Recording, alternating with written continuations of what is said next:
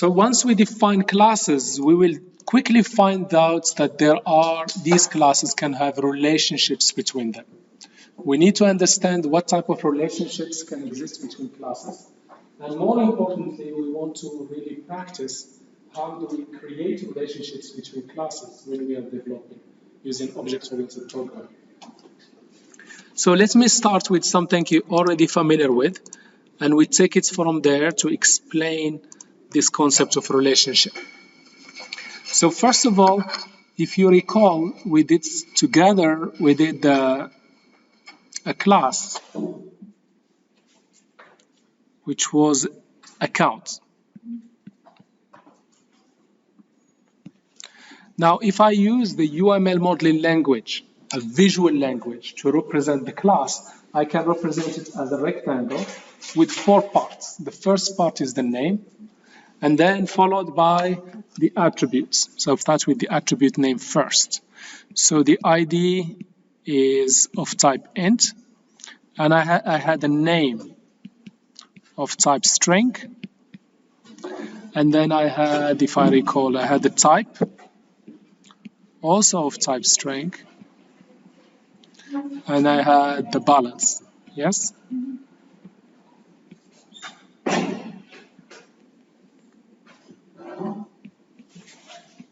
And the type was double. And then this is the second part of the rectangle, which is the attributes. Then I have methods get and set. Those are very easy. You can even generate them. And then we had the deposit and withdraw. Withdraw, I think, with A. Withdraw, okay. All right. So, and you know the rest of it. So what I want to say, here is how I visualize the account class using a UML class diagram or UML class. Now, if we look at this name here, if we look at the name, let me pick up this one. If we look at the name, it is a bit unrealistic. If you walk to the bank and you ask them, please create for me a bank account, and my name is Abdelkarim Irrafi. Do you think they will do that? No way. Is the name enough to create an account? Definitely not enough. Okay? What else we need to know about the person coming in to create the account? Yeah, Qatari ID number, first name, last name, date of birth, nationality, email, phone number, and so on, okay? These details, do they belong to the account? They don't belong to the account. Very good. They belong to what? To what? To whom? To the owner. Thank you very much. They belong to the owner. So definitely we need to create another class to hold and to manage all these details about the owner. Now, in the bank, the owner, what they call the owner usually? Usually they call it customer. They don't call it owner. Okay, they call it customer. So there is something definitely missing here. This is oversimplistic. So to really have a complete design and a realistic design, what do we need to do? Create a class. Create a new class. So definitely I'll create a new class. Here it is. You said so I'll create a new class. Here it is. And what's the name of this class? Customer. Customer. Why did I call it customer? To match the domain. Because that's what the business people call it. That's what, from the problem domain, the problem I'm trying to solve, which is managing accounts. The people in the bank, they use customer. In my software, I will also use customer. Okay?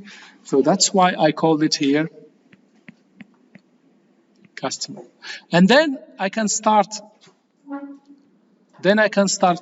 thinking about what are the attributes I care about for a customer. Only the attribute I care about for this particular application, which is managing bank accounts. So this could be, what could be these attributes? ID, which is most likely Qatari ID, for example.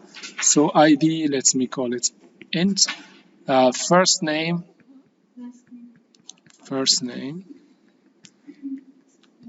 okay, string, last name, string. What I'm doing now is really doing the design.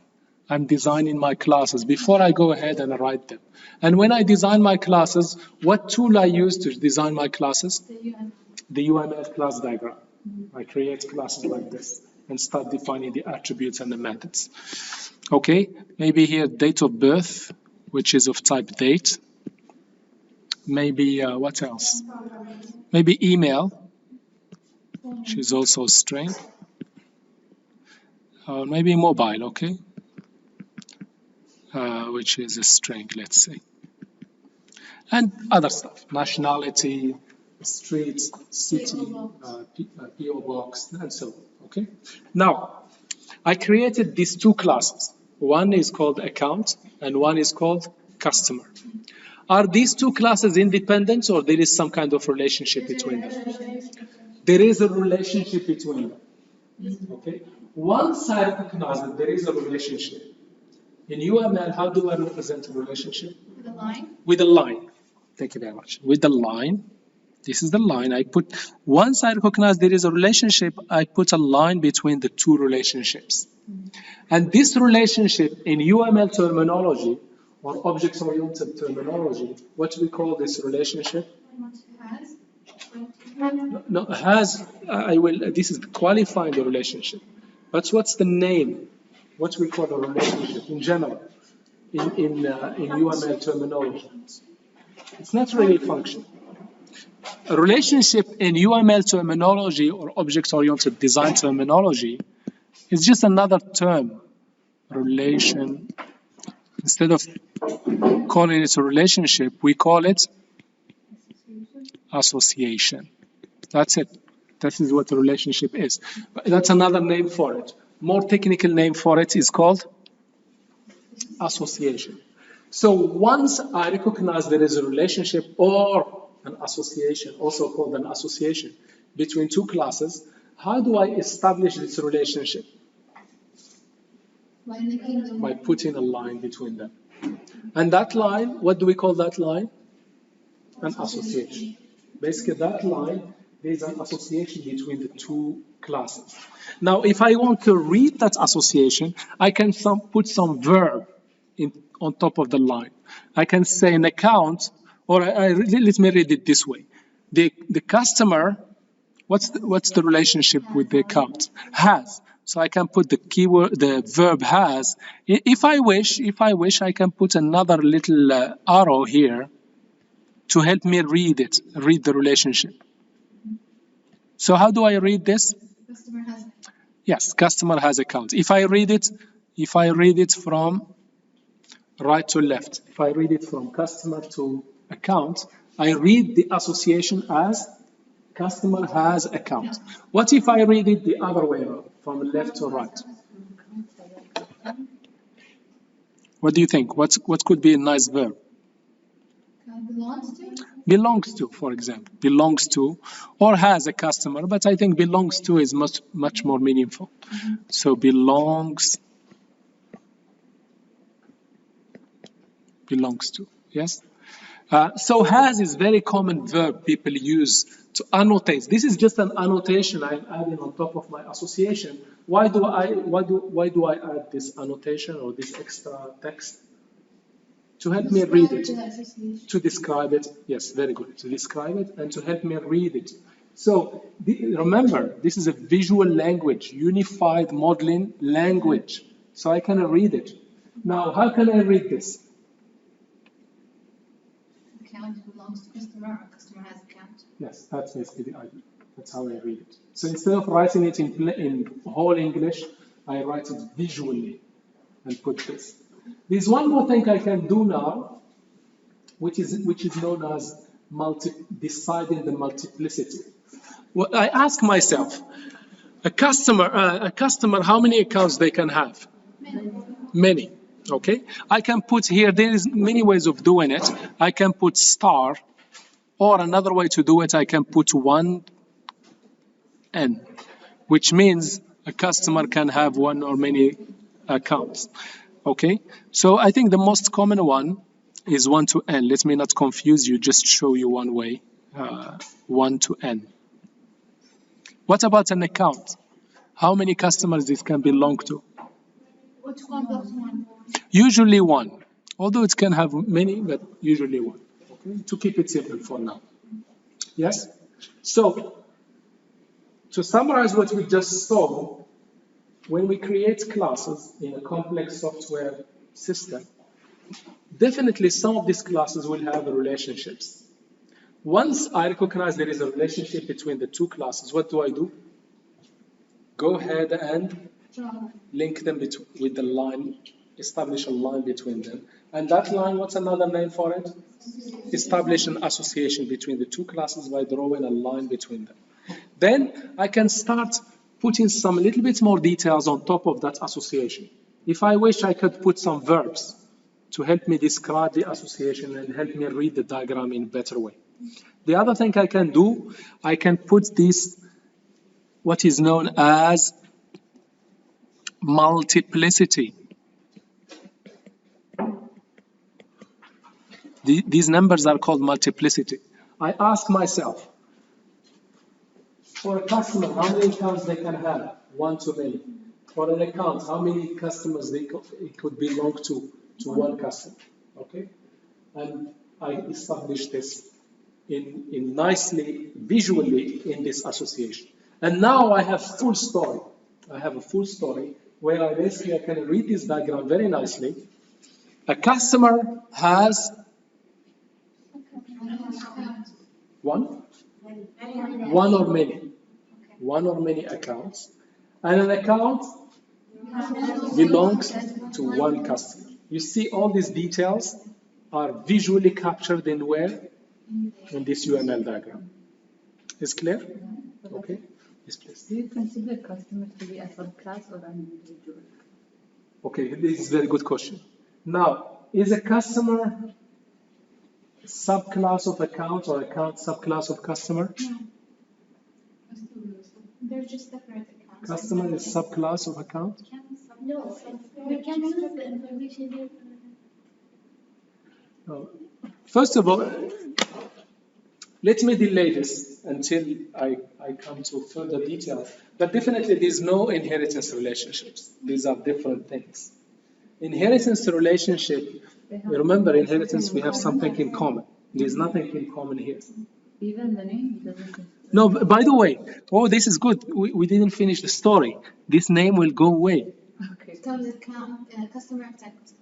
Sorry? Customer of type customer. Yes, so in here, in this will be replaced. This is very good. So this name will be replaced by another attribute. I just don't have space there. Or let me do it here. So instead of name, what I will have? A full customer object with little c. Remember the object starts with c, with the lowercase letter? Customer. And what's the data type of customer? Customer with the big C. So this is declaring output. This is basically how I create the association. How do I create it programmatically? Visually, I draw a line. Okay. By the way, I shouldn't put this. This is in the program. This will be this line will be translated. Okay. Let me not confuse you. I have two classes, yes? And what I did here, I established the relationship between them, and I draw a line between them, and then I added some description to that line, which is the association line, and added the multiplicity, yes? Now, when I come to programming, because this is visual, I cannot just take this picture and throw it on the computer and suddenly I have a program. I have to translate this diagram into code. Now, when I translate this diagram into code, you see this association here, that an account belongs to one customer. In code, it will be translated by having an attribute called customer in the account class. So the account class will have an attribute called customer, and the customer will be of type customer. Okay? Now, that's how I create the association. What about here? Customer an account. How this association will be translated when it comes to coding? We will have accounts for customers. So can I say customer will have, for example, something like account, and the type is account? Yeah. Can I do this? But if I do this, I can only put one customer, one account there. We could do an But we array. discussed that we had, An array. yes, we had one to many. So that's why you see this multiplicity now, it's helping us. So instead of being just an account, it will be an array of accounts. Okay, or another way in Java, I can create what is known as a list of accounts. That's why one of the topics I'll be covering is introducing arrays and lists, because arrays and lists allow me to create a one-to-many association between classes. Don't worry too many things to grasp. We will definitely go through this in much more details. If you can grab everything now, that would be excellent. Otherwise, at least get the essential ideas, and then we will dive into them in more details. For now, what I want you to really grasp for now, that classes can have relationships. Okay? Once we recognize that there is a relationship between two classes, what do? Go ahead and draw a line between the two classes to establish a relationship between the two. And that line will become basically is known as I'm establishing an association between the two classes. Then on top of that line, I can add some extra details to help me describe that association. And more importantly, I add the multiplicity. I say, for example, an account belongs to one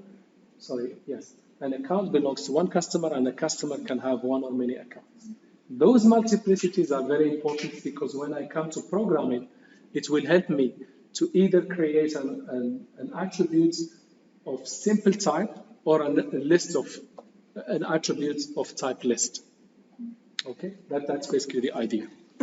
Okay, that's what an association is.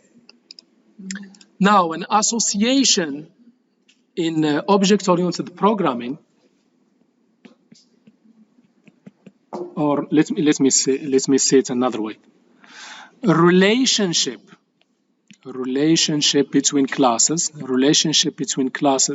in object-oriented programming could be one of these four types.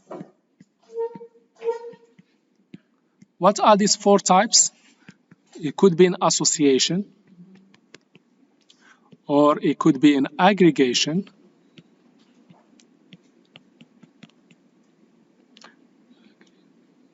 or it could be composition, or inheritance. Let me explain each one by itself, okay? So let me start with this. So for example, let's take the example of a car. Here's a car class. What could be the attributes of a car? The model, the name. Okay, all right. Plate number. Yeah, of string. And then let's say the make.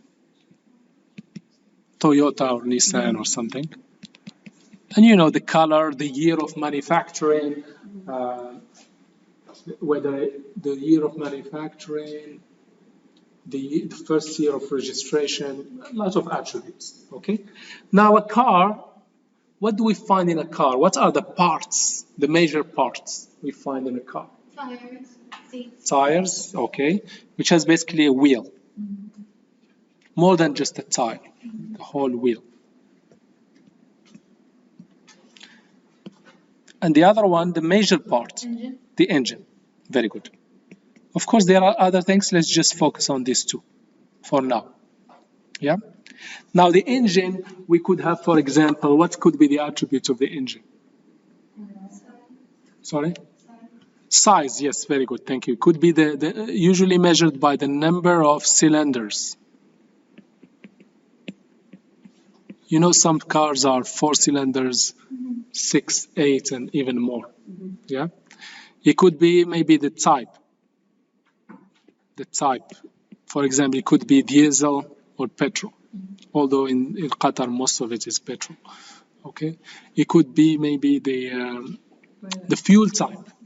It could be electric. It could be hybrid. It could be gas. It could be the fuel type. What type of fuel it takes, and so on. Okay. What about the wheel? What could be attributes? Make. The make. It could be the size. Type of frame. Kind of frame. Yeah. Thank you very much. Frame type. Could be aluminium. Could be cheap metal. It could be a lot of frame type. Yeah. So what I mean here, I have a car and I can describe the car by itself, identify the attributes and the methods. I have the engine, I can describe the attributes and the methods. I have the wheel, I can describe the attributes and the methods. Once I identify these classes, then the next step, I try to identify the relationships between them. Okay? Now, is there a relationship between a car and an engine? Definitely there is. So once I recognize there is a relationship, what's the next step I do? Draw a line between the two. And then I don't just draw this line and that's it. I need to start putting some effort in analyzing and finding out some more details about this relationship. Okay? First, I can put some labels here. So for example, a car, what's the relation? How can I describe this relationship or this association? Sorry? A car has. Okay, so I can put little symbol here just to help me read. Engine belongs to one car. Yes, if I read it this way is has. If I read it this way, belongs to. Okay. Now immediately I do what's the next step? Do the multiplicity. A car, how many engines it has? One. And an engine belongs to one car. So is it a one-to-many or one-to-one relationship? It's a one-to-one relationship. Yes? Now the next question I ask myself, is there a whole and a part relationship in this relationship? Yes. Is it a whole and a part relationship? Yes. Yeah. Is there something whole and there is something part of it? Yes. The car. Which one is the whole? Car. The car is the whole and the engine is a part of it. So there is a whole part relationship. So what I can do now, I can take this relationship, which is now what we call this relationship at this stage. It's an association. For now, it's an association. And because I recognize now that this association is a whole part association, I can now upgrade it to another type of relationship known as aggregation. And aggregation, so this relationship is it's not only an association, but also, if I want to be more precise, it is an aggregation. And what I do to visualize this aggregation, instead of just having a simple line, I will basically put this diamond here. It's a diamond. And I put this line here. Who is the lucky class that get the diamond? The whole. Okay. So this is now, I recognize that the engine is part of the car. And how do I visualize this aggregation relationship? By putting the diamond, putting it with the whole part, with the whole class. Yeah, I'll do the same here. Wheel. Is there any relationship between wheel and engine? No. Zero relationship. No relationship. The wheels do not have any direct relationship with the engine. Even in a real car, even in a physical world, there is no direct relationship. Okay, there is no direct relationship between wheel and the engine. So even in my program, there is no relationship, there is no association between wheel and engine. What about the car and the wheel? Is there a relationship? Of course there is, yes? So I can basically first put put it as an association, okay? And then if I want, I can put the labels. So car has,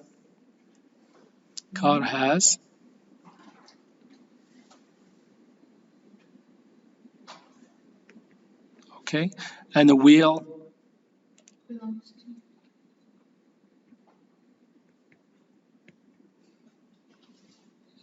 belongs to, and then I put the multiplicity.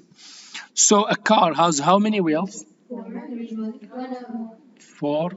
1 is not qualified as car. Even 2.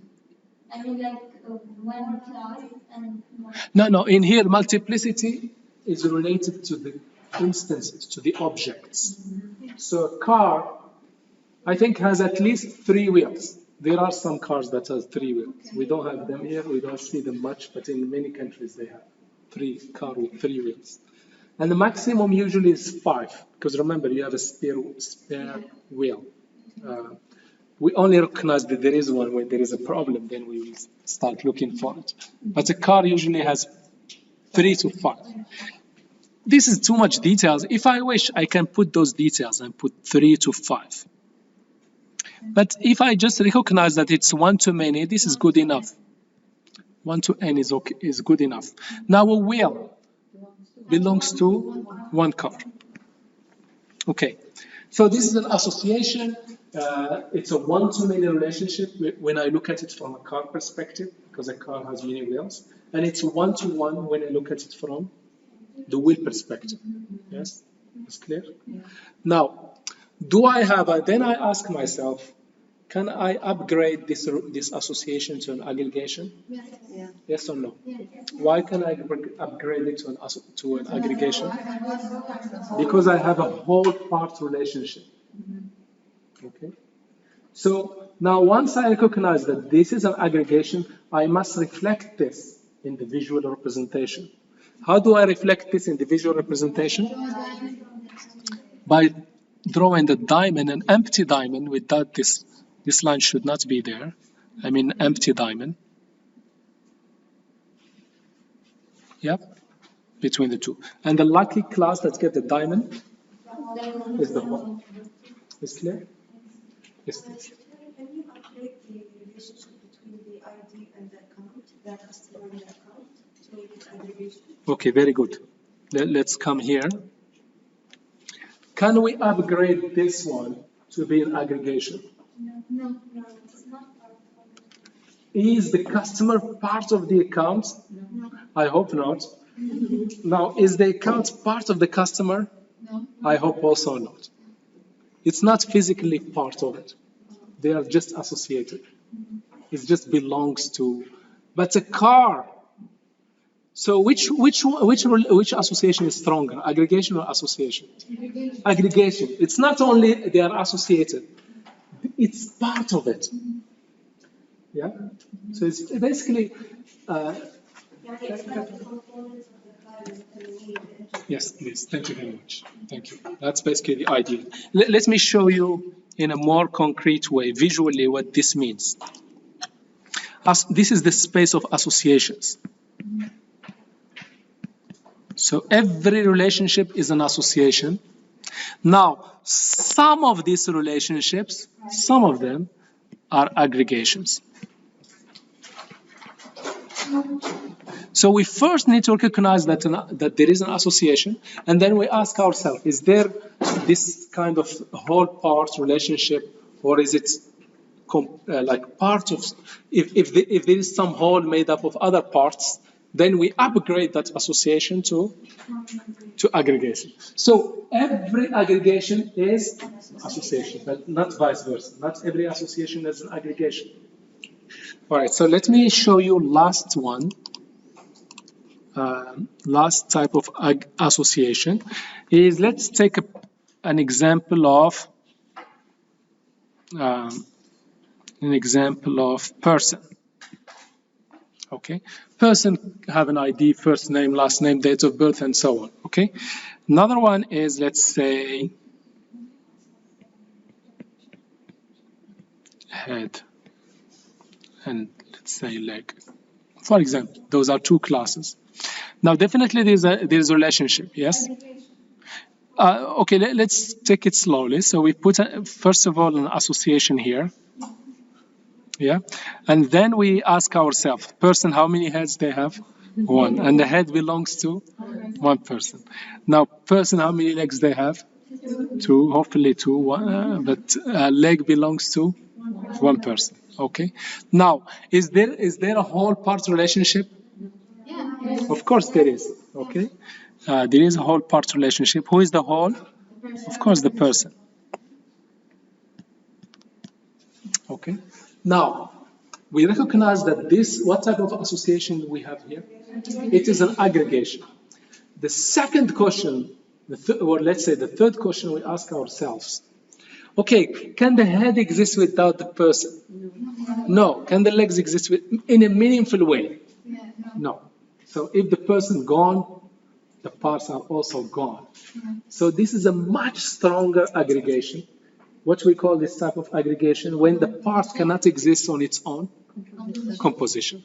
And then how do we visualize this? Go into the diamond, and what we do to the diamond, we fill the diamond. Fill. Okay, now what we have now? An aggregation. What's an aggregation means? Yeah. There is a whole part relationship, but the components cannot exist without the parts cannot exist without the whole. Yes? If the whole is gone, what will happen to the part? Also gone. Cannot exist in a meaningful way on its own. Okay, now can we apply this to the car? Is this an aggregation, or can we upgrade it to composition? Aggregation. Yes. Why? Because we can have engines and We can- without the car. Yes, we can have engines without car. We can have wheel without a car. In fact, sometimes the car is gone, crashed. There's almost nothing left except maybe some two wheels left. Do we throw these two wheels, khalas, because the car is gone? We take those wheels and we also throw them away? No. We take them to Rex, to Sanaiya, and put them there, and people will come and buy them. Okay. So can the part exist without the whole? Yes. Because the parts can exist without the whole, can we upgrade this aggregation to composition? No, we keep it there in the aggregation level. Yes. So now, if we go back to this symbol here, you see here some associations are aggregations, and some aggregations are compositions. So here. That's basically the idea. Is clear? So the relationships that can exist between classes, the relationship could be association, or a composite, or an aggregation, or a composition. What about the fourth one? Inheritance. Remember inheritance? What's the story of this inheritance? How does it look like? Very good. Some common attributes and methods, we put them in a superclass, or we call it also base class. And then we have subclasses that inherit from this superclass. Okay? So if you remember, let me show you. So if I go here, if you recall, we had, for example, an account class. Here is the account. And here, I have saving account. And here I have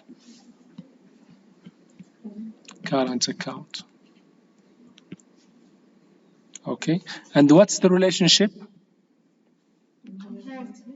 It's an inheritance relationship. How do we present it visually in UML? By putting this triangle. Okay.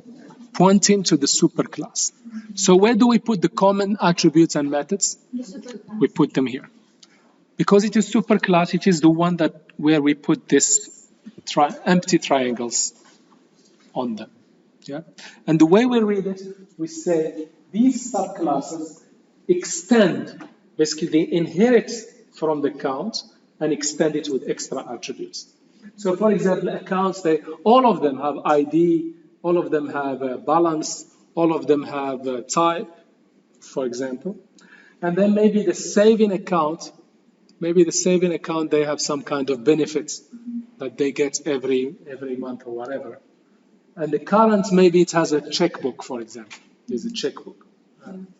Or the last check number, or something specific to the current. But the common stuff, we put it in the account. And what type of relationship we have between the saving, between these subclasses and the account? Inheritance relationship. Okay? And the inheritance relationship is also known as is-a relationship. Because here, if you read from bottom to up, you will say saving account is an account, and the current account is an account. Is clear? Okay. This is very, very important. You will see this later on in much more details on software engineering, and of course, in this course, we will see it in practice, what it all means. Professor, if we had a relationship and it's like none of the three last types of relationship apply to it, so we consider it as a only association? Sorry, can you say it again? Like if we have a relationship, yes, and it's not an inheritance and not a composition and not an aggregation. So yes, in general, it's an association only. Yes, association only. So when we recognize, we recognize that there is a relationship between classes, we first consider it as an association. So this information does not escape from us. We just establish the association relationship, and then we go through further analysis to qualify it. To qualify it as an aggregation, as a composition, as an inheritance, or if none of these, leave it as an association. Yes? That's basically the idea. So this is the summary of the relationships between classes. So classes can be related to other classes in 4 ways. Association is just a relationship that this class is making use of the other class. It's using the other class somehow. Now, an aggregation has a relationship plus.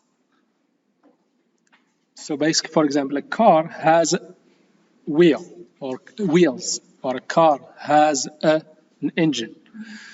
Plus, there is a whole parts relationship. There is something called like that combines or composed from or contains or aggregates other parts. Now, composition is an aggregation. Basically, composition is an aggregation with extra condition that the part cannot exist without the whole. An inheritance is a special type of relationship. Inheritance is basically when you have the subclass is a superclass, which means it inherits all the attributes and methods from the superclass, and it can add its own attributes and methods. Okay, all these concepts, very critical to really understand, but we will see how it will look like in coding, in the actual coding. And here is just some examples we already saw. So an account has an owner, not an owner, this is not a very good name.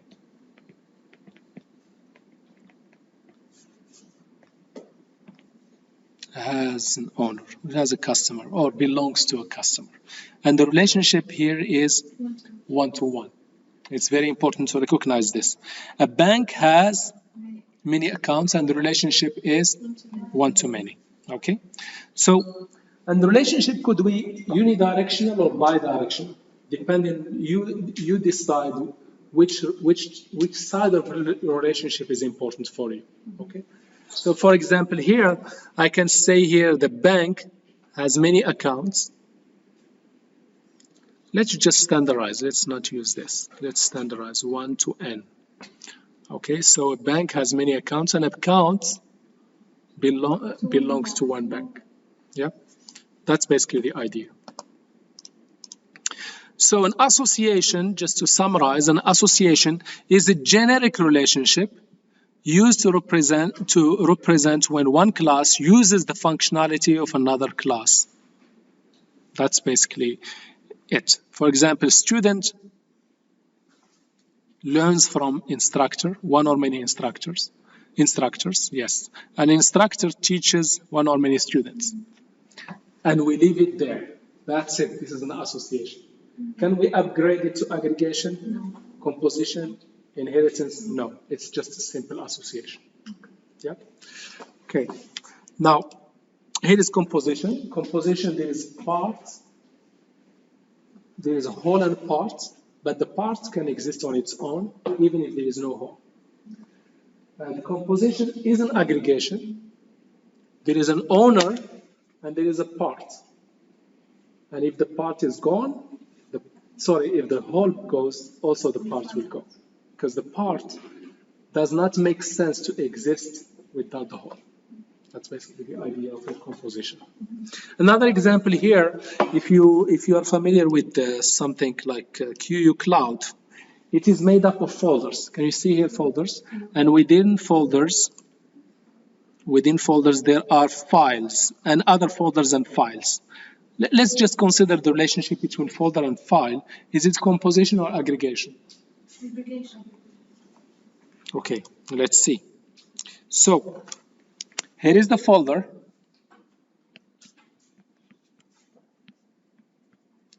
And here is the file. Definitely there is an association, yes? One to many. Yes. So folder has many, can have one to many files, and a file belongs to one folder. Yeah. Now, this one is the whole, this one is the part, so I can upgrade it to an aggregation.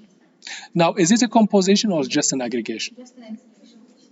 'Cause I can If the have folder is gone, will the file still be there? No. But I can still have files without the folder. I can still have files without folder. It's not the matter of existence, it's the fact that you deleted the folder, all the files will be deleted. All the files will be deleted, yes. In this particular context, yeah, you can have the file on its own, yes. It's another, you can have it without the folder. Maybe you have it as an attachment to an email. Makes sense to keep it aggregation.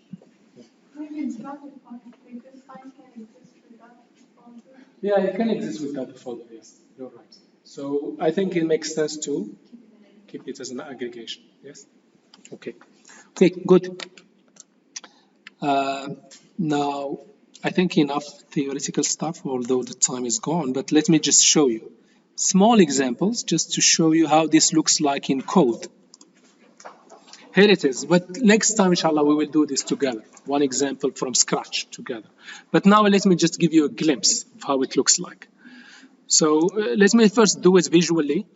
Just in here, quickly here, we have a person and we have pet. Okay, definitely there is some kind of association. So I've established the association here. And what is the association here? Person, how many pets they can have? 1 to n.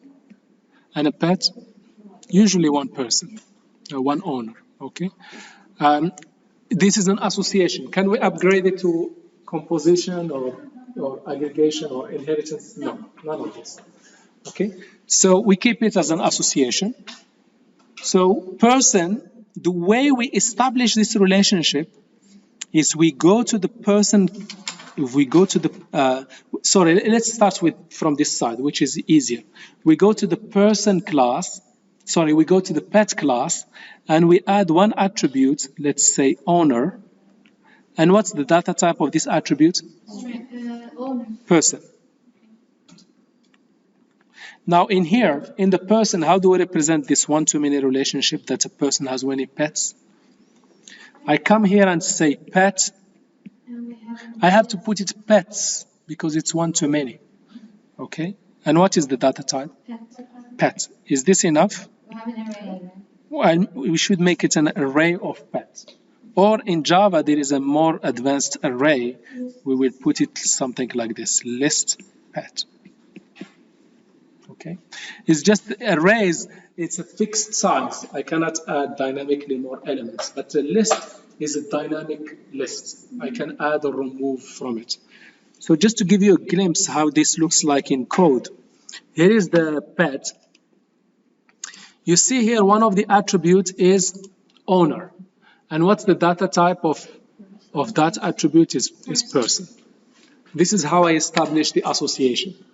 Is that because the pet is linked with the owner, is associated with the owner, the pet will have one attribute, owner, and the data type of that attribute is the person.